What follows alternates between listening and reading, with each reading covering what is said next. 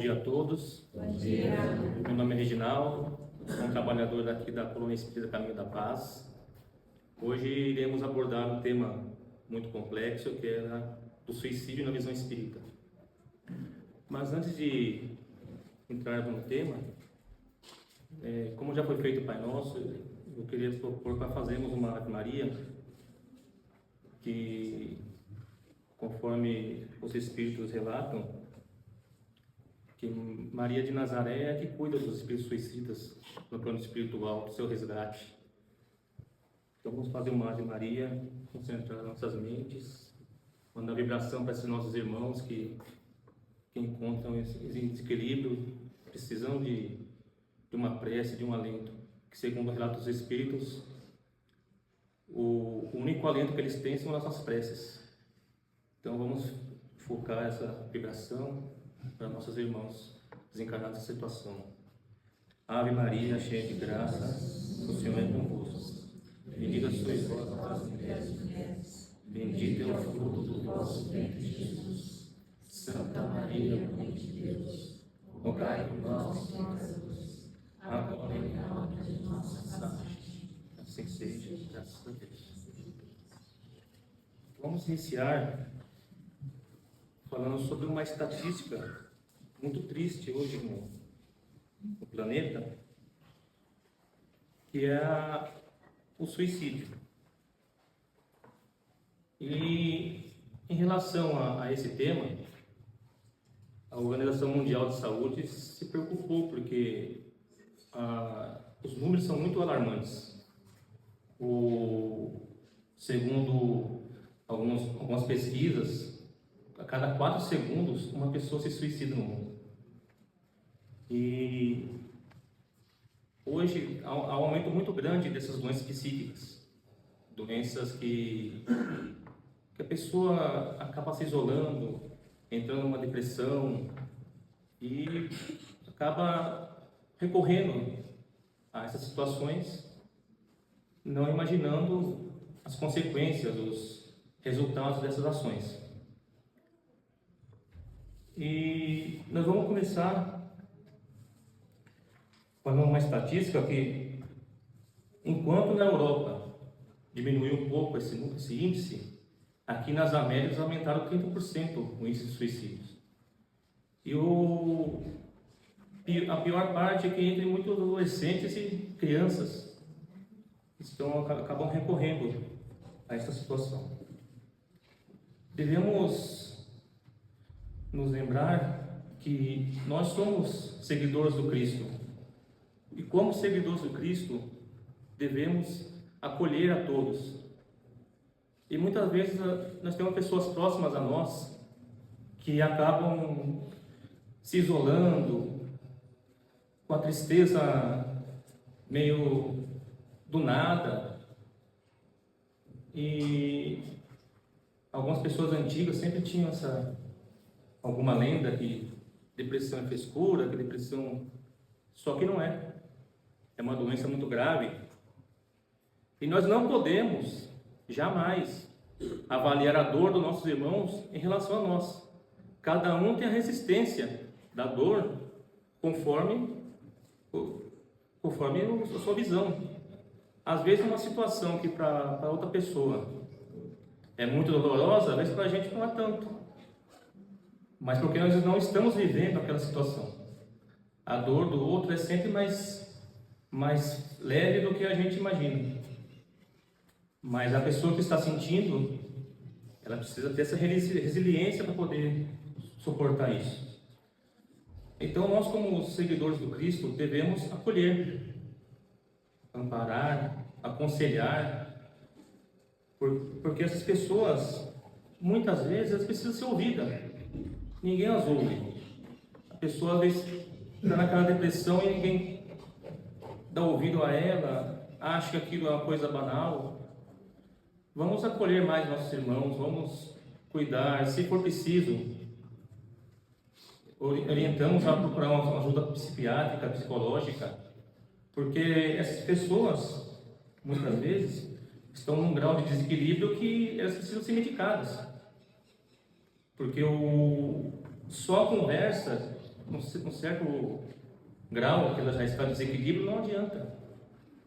Então vamos acolher a todos, vamos procurar mostrar caminhos às pessoas para elas poderem achar o seu equilíbrio mental, espiritual. E se for preciso, lógico, o tratamento médico também, que hoje estão se especializando muito nisso, porque é a doença do século, né? O suicídio é a doença do século, a depressão também. E agora vamos adentrar na parte espírita dessa situação. O espiritismo, ele trabalha numa linha de reencarnação. E nós viemos aqui para esse planeta, reencarnados, para podermos resgatar alguns débitos antigos, passar por algumas provações de algo que já aprendemos em outras encarnações. Quando nós chegamos aqui, nós viemos com uma carga de sofrimentos e provas muito grandes. Uns mais, outros menos. Depende do débito de cada um. Por isso que algumas pessoas têm um sofrimento maior, outros menor. E até eu queria citar aqui uma passagem, uma reflexão que Buda fez, que ele fala assim, ó,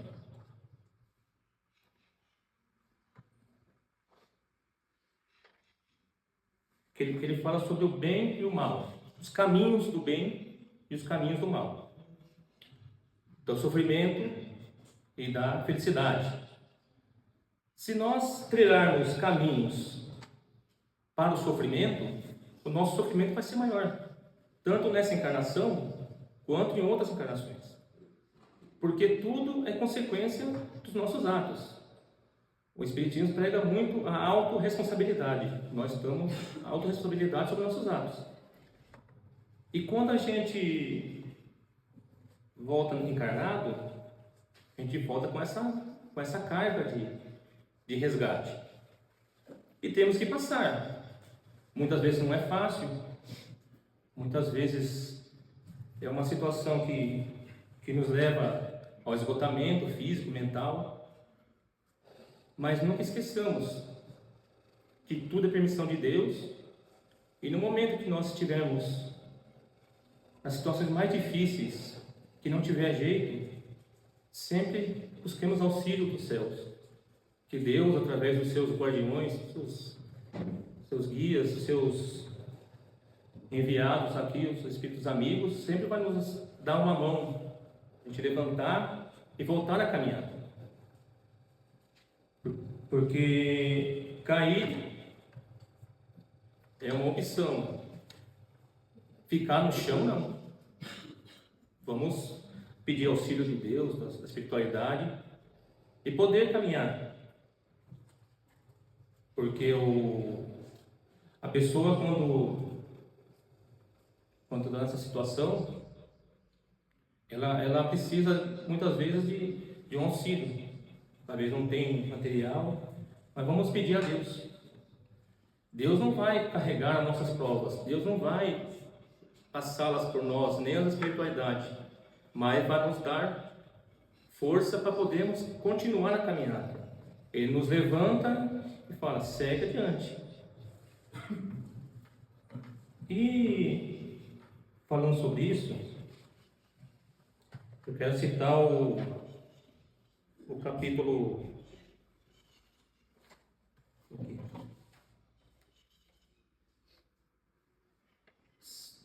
aqui, ó, 171 do Livro dos Espíritos, em que se funda a reencarnação na justiça de Deus e na revelação, pois incessantemente repetimos o Pai deixa sempre aberta aos seus filhos uma porta para o arrependimento. Não te diz a razão que seria injusto privar para sempre da felicidade eterna todos aqueles de quem não dependeu a melhorarem-se? Não são filhos de Deus. Todos os homens Só entre os egoístas se encontram a iniquidade, o ódio implacável e os castigos sem remissão. O que os Espíritos quiseram dizer com isso? Que todos nós, independente da situação, temos a remissão, temos a misericórdia de Deus e temos uma nova chance de podermos evoluir. Só que para isso, os atos que cometemos, nós temos que resgatá-los. Eu quero trazer uma reflexão de um livro, Memória do Suicídio. Um livro escrito pela médium Ivone da Amaral Pereira, pelo espírito Camilo Cândido Botelho, no qual ele descreve a sua entrada ao mundo espiritual através do suicídio. E Camilo era um escritor famoso na época, e ele sempre teve muita gente em volta, muita gente o elogiando, e em determinado momento da sua vida ele ficou cego. E ao ficar cego, ele não aceitou essa situação, porque essa situação para ele era vexatória, ele tinha que depender de pessoas, vivia no meio da sociedade, todo mundo o elogiava, e ele achou isso vexatório para ele e acabou tirando a própria vida.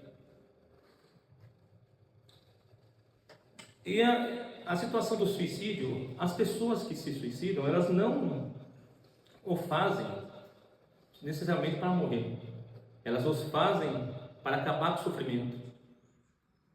E achando que ao tirar sua vida, ele acabar com esse sofrimento, ele acorda no plano espiritual e vê a triste realidade que ele não tinha morrido, e pior, ele não solucionara os débitos antigos dele, que ele tinha na encarnação que ele veio para passar, e ainda tinha essa grave afronta a Deus, que é o suicídio, que até no livro dos Espíritos diz, questão 944, tem o homem o direito de dispor da sua própria vida? Aí o Espírito responde, não, só a Deus assiste esse direito. O suicídio viola os mandamentos. O suicídio é uma transgressão a essa lei. O suicídio voluntário é uma transgressão a essa lei. Aí o Allan Kardec perguntou para o Espírito, mas existe um suicídio involuntário? Aí o Espírito responde, sim. As pessoas loucas, elas não sabem o que fazem. Então, automaticamente, elas não vão ser julgadas pelo que ela não sabe o que está fazendo. Uma vez eu fui a um hospital de pessoas com problemas mentais, até fazer uma visita, e há pessoas num nível tão alto de loucura que tem que ficar isolado em quartos e sem as próprias roupas, porque qualquer roupa que ele tiver no corpo, ele vai cometer o suicídio. E o livro dos Espíritos aborda essa parte. Essa pessoa não vai ser julgada por tal ato, porque ela não tem consciência do que está fazendo. Ao contrário de porque nós podemos enganar nosso irmão, uma outra pessoa, mas a espiritualidade e a Deus ninguém engana. Quando nós temos uma intenção, está explícito lá na espiritualidade que você teve essa intenção. Você vai chegar lá e falar assim, não, eu fiz inconsciente. Aí eles vêm te mostrar para você. E até porque quando você chega lá, a única coisa que sobra para você é a consciência. Para a gente, nossa consciência. Imagina a consciência de uma pessoa com desequilíbrio de tentar contra a própria vida. De chegar a esse ponto já é um desequilíbrio. E cometer o ato, automaticamente, não é que Deus faz lugares que as pessoas sofrem. O sofrimento que as pessoas encontram no plano espiritual são reflexos de suas próprias mentes. Porque a gente atrai o local conforme a nossa vibração. Se nós estamos em desequilíbrio, automaticamente estaremos junto com pessoas desequilibradas no mesmo padrão que a gente. Se nós desencarnarmos fazendo o bem, fazendo o melhor que podemos, iremos estar rodeados de pessoas que desencarnem nessa mesma situação. E Camilo passou por todo esse sofrimento no plano espiritual, e segundo diz no livro, a médium relata no livro Memória do Suicida, as pessoas ficam nessa área de sofrimento enquanto estiver ligado ao corpo físico. Como isso? Se nós teríamos uma vida encarnada de 70 anos de idade e cometendo um suicídio, por exemplo, com 40, nós vamos ter que cumprir essa etapa do que faltou de sofrimento. Porque o nosso corpo físico não foi desligado do nosso perispírito. Nós estamos totalmente ligados ao corpo físico, sentindo todas as dores, tudo que aquele corpo está sofrendo. Então, isso não é para assustar ninguém. É uma reflexão para nós vermos que nós não acaba aqui. A gente desencarnou, temos contas a prestar do outro lado. E como nós vamos prestar conta tirar da própria vida, sendo que nós viemos numa encarnação para podermos evoluir. Nós viemos para evoluir, nós viemos fazer o bem. E Camilo passou por todo esse sofrimento que tinha que passar, até que chegou o momento do resgate dele, nessas áreas de sofrimento. E lá nessas áreas de sofrimento, tem um hospital, que se chama Maria de Nazaré, que é a Maria de Jesus, que se propôs essa missão de cuidar dos espíritos suicidas. Ao contrário do que algumas religiões pregam, estou criticando, só é uma constatação. As pessoas pregam que a pessoa que se suicidou, ela vai para o inferno e nunca mais tem uma oportunidade. Mas o Espiritismo trabalha na linha de um Deus que é justo, mas misericordioso. Ele é justo, que nos coloca para sanar as nossas dívidas que fazemos em vida, mas tem a misericórdia de nos dar a oportunidade de uma nova reencarnação no futuro, para que possamos evoluir, resgatar tudo isso. Deus não fez a todos nós para nos condenar e jogar no lugar e ficar queimando eternamente. Isso não tem lógica. Você pegar um filho, por mais rebelde que seja, jamais você faria algo grave ao seu filho. Você o educaria, você o repreenderia, porém, o daria amor, colocaria no trilho novamente, para poder resgatar essas causas. E Camilo começou a fazer esse tratamento no plano espiritual. Só que uma coisa ele não sabia. A questão é que ele ficou cego. Por que Camilo ficou cego? De repente. E num determinado momento do seu tratamento, quando ele já estava fazendo um aprendizado, fazendo alguns aprendizados no plano espiritual para poder reencarnar novamente, ele foi levado a uma encarnação anterior, na qual foi mostrado para ele uma situação em que ele se apaixonou por uma moça. Só que na casa dele veio morar um primo dele. Só que essa moça se apaixonou pelo primo dele e acabou casando com ele. E Camilo ficou revoltado, falou que não ia casar mais e acabou virando padre. Só que nessa época, no século XVII, nessa época, era a época da Inquisição. E, infelizmente, nessa história, a Igreja Católica matavam as pessoas, torturavam, que não seguiam a sua religião nessa época. Entre a Idade Média e a Idade Moderna. E Camilo começou a trabalhar nessa situação. E essa moça foi embora. Foi embora com esse marido, tiveram filhos. E passaram-se 15 anos, ela voltou para a cidade, onde eles moravam. Camilo já era padre, estava trabalhando no sacerdócio. E ao ele rever essa moça, brotou totalmente aquele ódio de novo. E ele, com o poder que ele tinha naquela época, decidiu que ele ia acabar com o rapaz. E como ele faria isso sendo um padre? Como que ele vai chegar e... Ele usou a situação dele ser um protestante. Porque nessa época, quem não seguia a religião católica era protestante. Qualquer religião. Que se quiser seguir uma religião evangélica, uma religião matriz africana, você era protestante. E a igreja te perseguia, te torturava e te matava.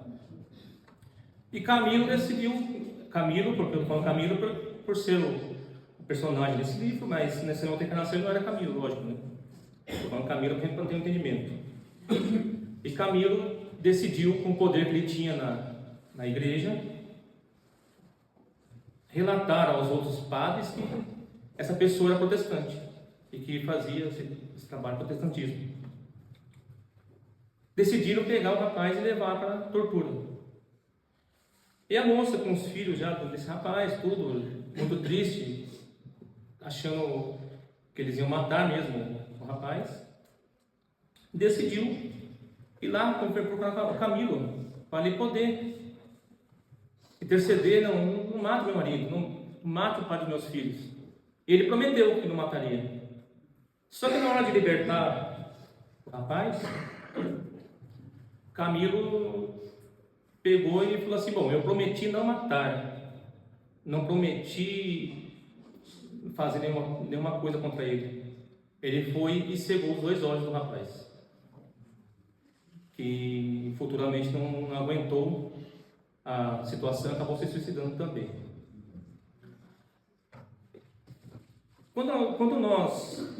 Isso é uma situação gravíssima. E aí eu vou mostrar para ele tudo isso. O porquê que ele estava passando aquela situação na Terra. Então nada do que nós passamos não é merecimento nosso. Tudo é merecimento nosso. Tanto dessa encarnação, quanto de outras encarnações. Muitas vezes a gente se apega assim: ah, eu tenho um problema de outra encarnação. Mas será que nessa estamos fazendo tudo certo? Será que nessa nós estamos fazendo o bem que temos que fazer? Porque a gente tem que... Nós estamos nessa encarnação, não temos que se apegar às outras. Agora vamos fazer o bem nessa. Vamos fazer o melhor nessa. Vamos amparar nossos irmãos nessa. Vamos cuidar do nosso próximo nessa. Porque a outra, o que nós fizemos, já está feito. A única coisa que temos que fazer, o que está feito, é resgatar. E aceitar os desígnios de Deus. Porque Ele nos dá o que nós merecemos. Às vezes é duro, às vezes é dolorido, mas é necessário.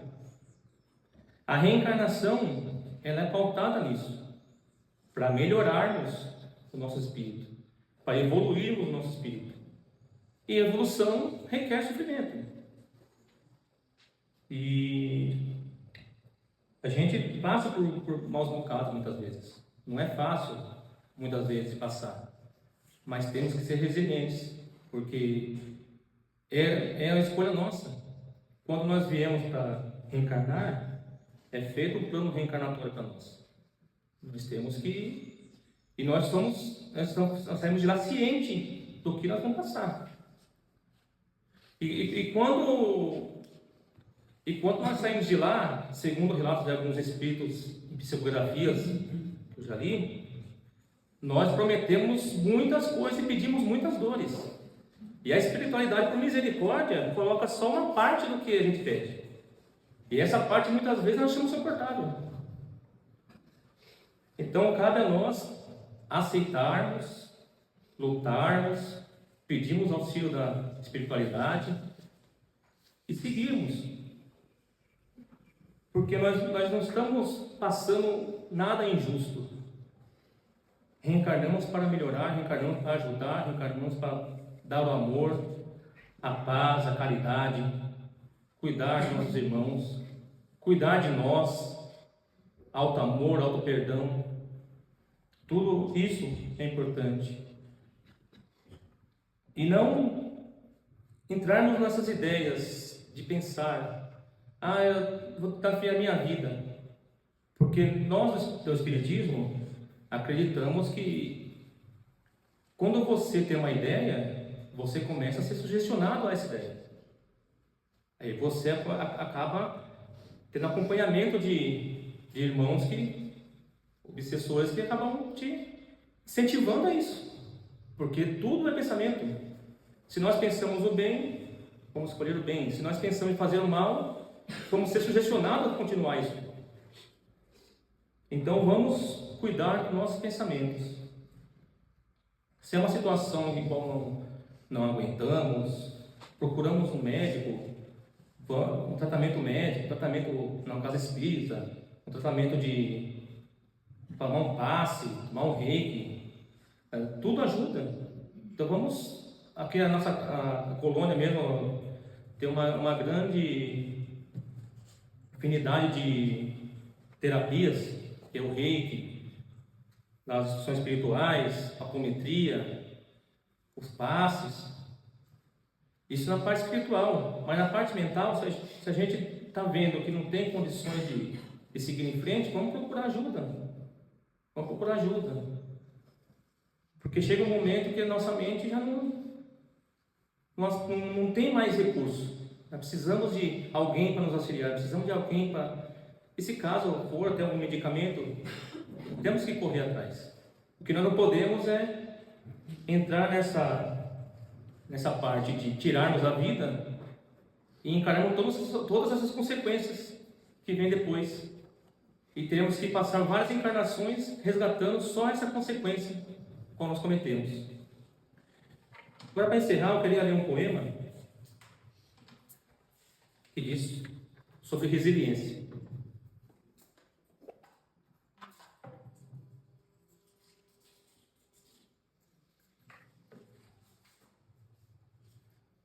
O poema chama Atenção na Hora, já é presente, do médium Francisco Cândido Xavier. Quando tudo te pareça, na tristeza que te invade, infortúnio, desencanto, amargura e tempestade. Quando a saúde escasseia e o companheiro deserta, quando o grito dos credores lembra a garra que te aperta. Quando notas que perdeste o que tenhas por melhor e enxergas apenas sombra ao envolver de redor. Quando os deveres te obrigam a sorrir e a suportar, enquanto desejarias reagir e espernear. Quando a corrente contrária e a angústia esmagar teu dia, com o punhal do sofrimento que em tudo te desafia. Recorda-te que Deus te deu, perante qualquer pesar, a fé que te guarda e ensina a nunca desanimar. Por trás da noite de espinhos, na provação vexatória, quem sabe, talvez estejas no alvorecer da vitória. Insiste na tolerância, nada reclames de alguém.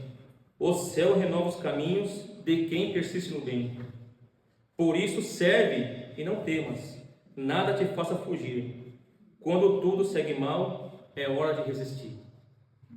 Gratidão a todos.